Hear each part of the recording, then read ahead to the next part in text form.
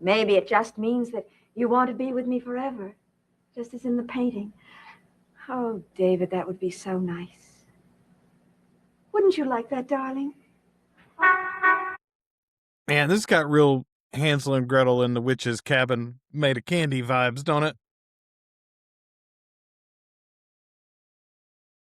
Hello, and welcome to my watch of the original supernatural soap opera, Dark Shadows. I am your host, Joel Sharpton, one half of the Articulate Coven, and we are all the way up to episode 163.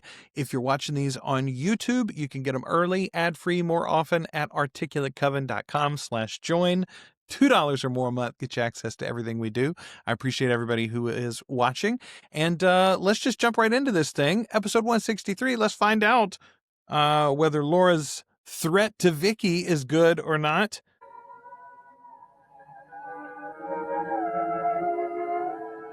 Gonna do a full-on rehash to start this episode, huh?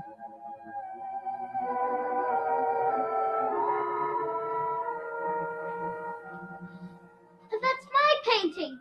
It's mine. David!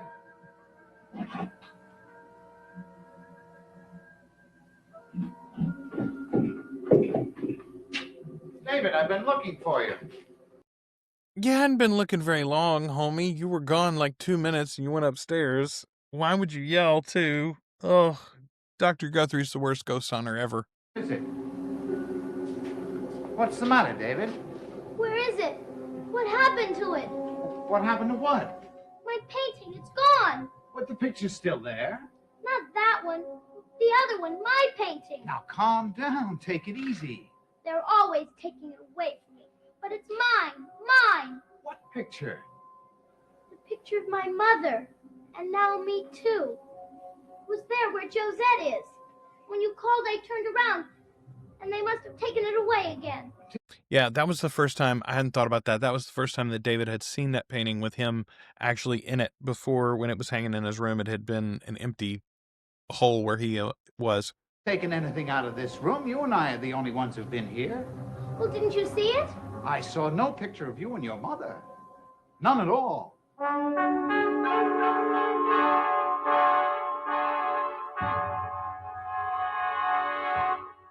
Weak cold open. No evidence for Guthrie that he's going to believe anyway, you would imagine. Disappointed in that trip to the old house. I'm assuming they're going to head home now. Okay. We got a threat to Vicky hanging out there.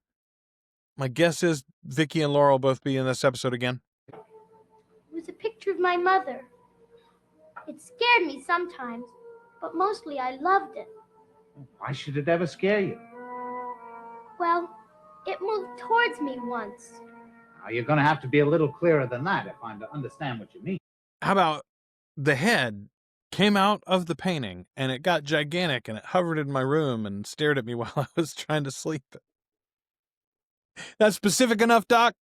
But it was different today. In what way? The space was filled by me. I was in the picture with my mother. It was like the space had always been waiting for me. Like I'd always been in there. Only I could never see it before. I can't do a thing. They're trying to tie my hands. That was a pretty good transition. Again, not a magic one, but a pretty good transition. Also, color me surprised that this is Roger. That's all right, as long as she's busy with the business. She won't be any trouble to us. The important thing is David. I've got to have more time in order to win him over. Well, what's stopping you? Vicky. Yes. I admit Liz has brainwashed her. I mean, that's not what happened at all, homie. Oh. Here's what bothers me so much about Roger. It's not just the smugness. It's the fact that more often than not, he's wrong. And also, like, righteously smug. I've asked Vicky to let him come here and spend the night. She refused. That's all I need, Roger. One night. One night alone with him and you'll never be troubled by him again. Because he'll belong to me. Ominous statement after ominous statement after ominous statement. Completely.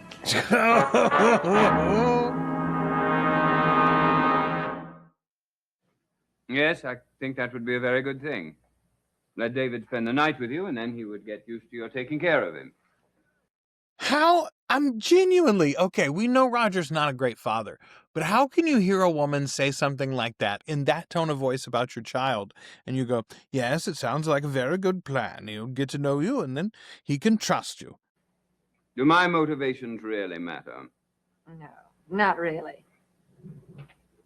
We understand each other so well. It's a wonder we could never make a go of our marriage. Well, that's because we understand each other too well. Ooh, Laura got barbs. Laura got barbs. It was because you encouraged other men that made me jealous. No, it didn't. That's not true at all. It hurt your pride. You only wanted me because Burke wanted me. Winning me was the only thing in which you ever beat him. Why did you want me? Because I thought I'd like the kind of life you could give me. I thought I'd enjoy being a Collins of Collinsport. And then, of course, we were accomplices at Burke's trial. Yes, perjury does make strange bedfellows, doesn't it? The perjury didn't make you bedfellows. You were, well, I guess you weren't married by the time the trial happened, maybe. Maybe perjury did make strange bedfellows. Here we are at long last. What shall we do? Would you like to play a game? Or how about some cookies and milk? There was something about the picture. I do wish you'd forget about that old thing. It was different from the way it used to be. Different in what way? I was in it. You? Where? Down in that corner. You know the one that was empty? Yes, I remember. Well, that's what I was painted in. What do you suppose it can mean? But I'm not sure I know. It sure is a puzzle. Maybe it just means that you want to be with me forever, just as in the painting. Oh, David, that would be so nice. Wouldn't you like that, darling? Man, this got real Hansel and Gretel in the witch's cabin made of candy vibes, don't it? But what about Miss Winters? What would become of her? Miss Winters is a strong, healthy girl, and someday she'll marry and have children of her own. But until then, she'll lose her job. She'll find another one, where there'll be another little boy that she'll have to love just as much as you. Not as much. Darling, it's her job. I still think she's my real friend. Well, of course she's your real friend. She has to be the real friend of any little boy that she's hired to take care of. But I still think she likes me more than anybody else. And this is what we were talking about in the feedback, right? This is literally Laura and Vicky being pitted against each other, in this case by Laura, unnecessarily. And David, to his credit, is calling it out. No, I think she's my friend. She is your friend. Dr. Guthrie certainly is very curious. I don't know why. Why is he so interested in the old house? I don't know. I don't understand some people. I don't either. I don't understand it at all. Man, the video in this is pretty heavily scarred. This is one of those episodes where we're, I think, lucky that we have a quality, a copy as high a quality as we do. Roger gonna pitch a fit out in the old house.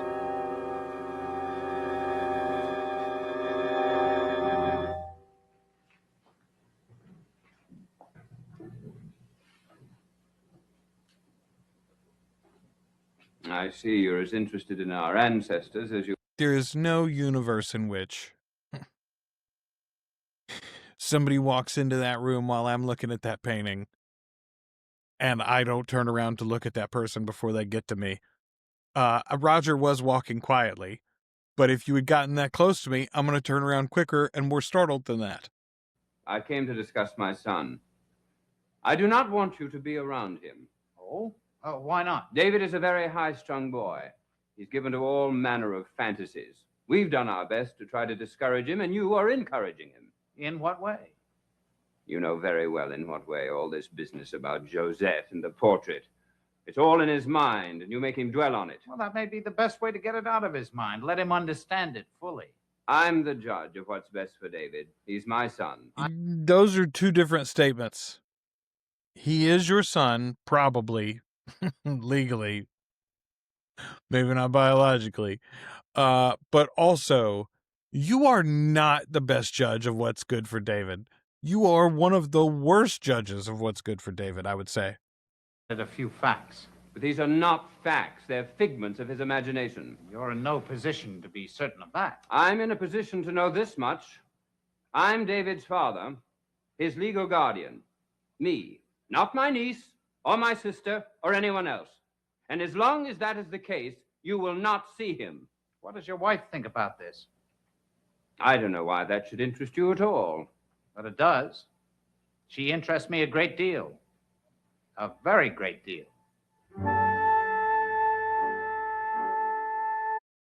Well, I mean, he's already said it in the episode. You don't like it when she draws the attention of other men. It's not what she meant, not what he meant, but still. Zoned out in the fire. Who's it going to be, Vicky or Roger?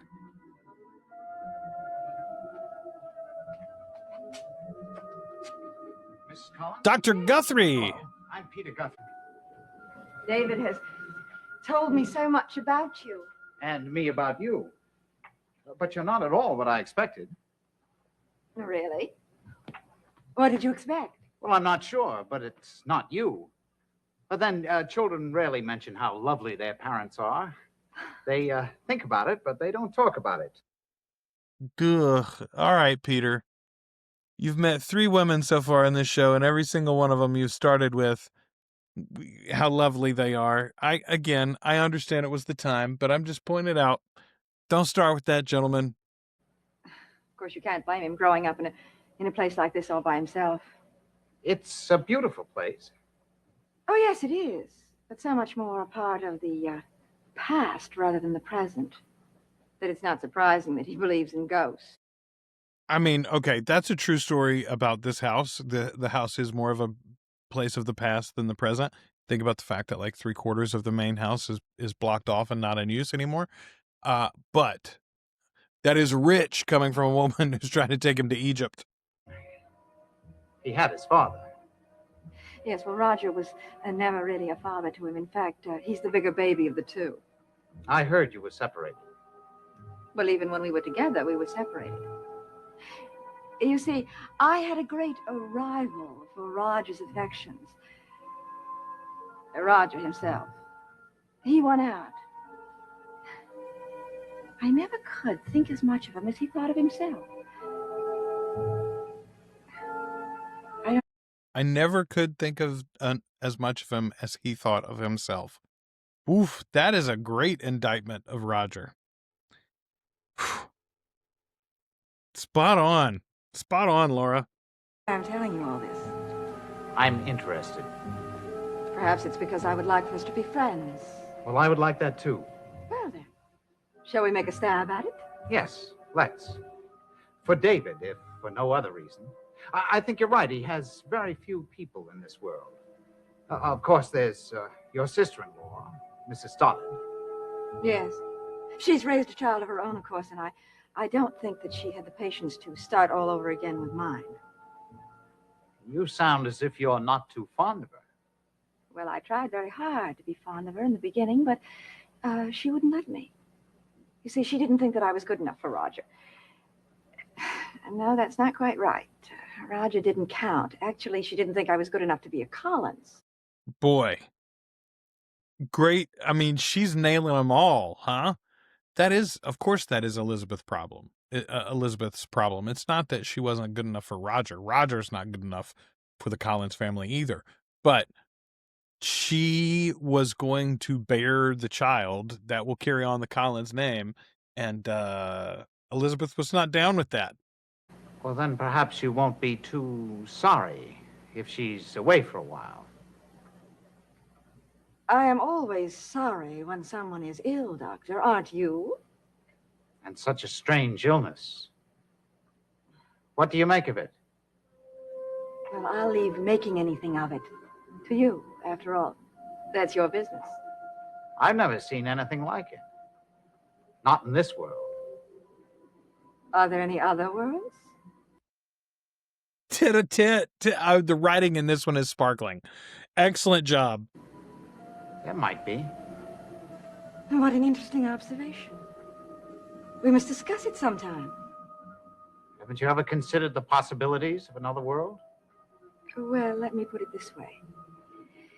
I feel that the possibilities of things in this world are so infinite that it's difficult to conceive of another. What an interesting observation. We must discuss it sometime. Are you going to be around long enough for us to have our discussions? Well, that depends on how soon I get to the bottom of your sister-in-law's illness. Uh-huh. Well, I wish I could be of some help. Well, you may be. You very well may be. Well, not if you go on looking at other worlds. Because I am strictly part of this one. But as you've just commented, the possibilities of this world are infinite.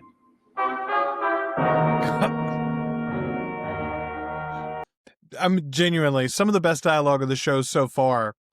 Oh man. Okay, I'm really upset that was the end of the episode. Kudos to Diana Malay. Kudos to John Lascelles, Dr. Peter Guthrie. This is the first time, honestly, in the whole show that I've been on board for him.